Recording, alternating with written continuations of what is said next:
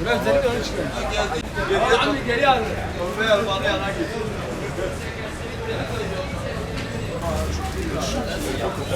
Güzel bir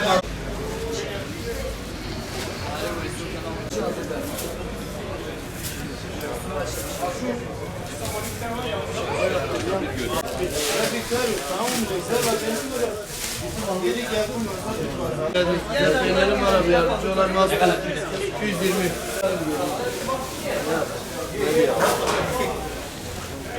Hadi peze, bana teze iyi günde iyi bir fabrika bağımı tüne. Ya tamamen abim, sen abim, kicam.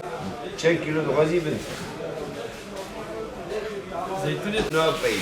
Ne yapıyorsun, ne verin? Hadi. Yerim. Onu kaç para alacak? Valla şu anda 220'ye sayabilirim sana. Peki. Ama sürü 5 milyon diyor. Sıkıntı yok, tamam. Ya satışlar normal yani öyle aham şaham satış yok yani ekonomi krizden dolayı kimse fazla hani mecburi ihtiyaçları mecbur. Bu ürünler zaten yemedi mi adamlar ne ayaküstü kalamaz. Onun için yani mecburi ihtiyacı yani azalır ihtiyacı karşılaması için yine gelip bir ticaret oluyor iş oluyor yani fazla değil. Eski dönemlere gibi değil yani. Şimdi bizim burası fiyatlarımız uygun yani. Neden desem burası pazar. Köylü malı. Onun için bizimle marketteki peynirler bir olmaz. Mesela özellikle bendeki hepsi köy peyniri. Bende fabrikasyon yok. Ben fabrikasyon mal satmıyorum.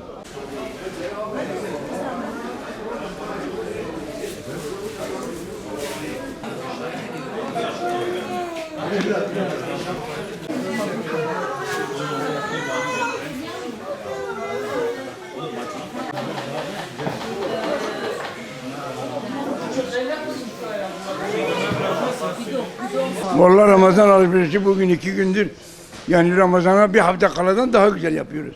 Dediler Ramazan'a bir hafta kala işler iyi açılır. Ama ben bakıyorum bu 2 gündür görüyorsunuz kalabalığı. Fiyatlar erimiş peynir 200.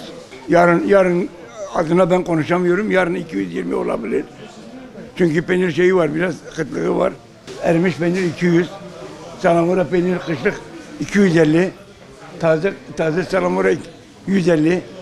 130'a da veriyoruz. Bunlar Ramazan indirimi. Evet. Bizde indirim var. Ama büyük marketlerde, küçük marketlerde bir indirim var. İndirim diyorlar ama hep indirim var. Ben bunu da söyleyeyim. Ben emekliyim. Geçinemiyorum. Ondan sonra bak ben bu ek işi yapıyorum. Bak biraz önce adam getirdi bir kağıt verdi elinize. Ben engelliyim.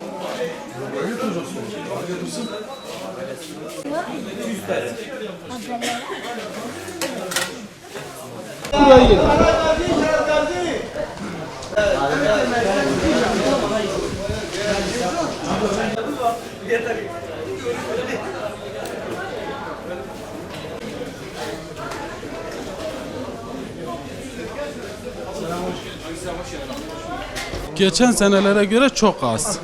Geçen senelere göre çok az hareketlilik. Peynir fiyatlarımız da şu an yüksek değil. Market fiyatlarına göre çok ucuz yani. Ramazan kampanyamız şöyle, normalde peynir fiyatları 250 liradan 220 liraya çektik. Bir kampanyada yaptık.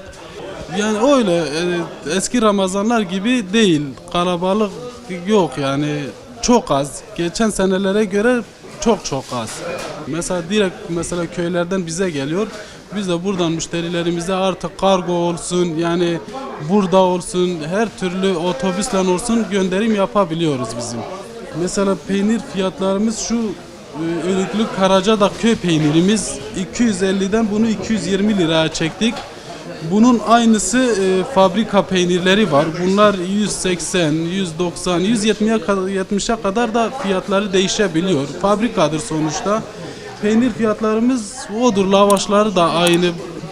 Köy peyniri olarak hepsi aynıdır.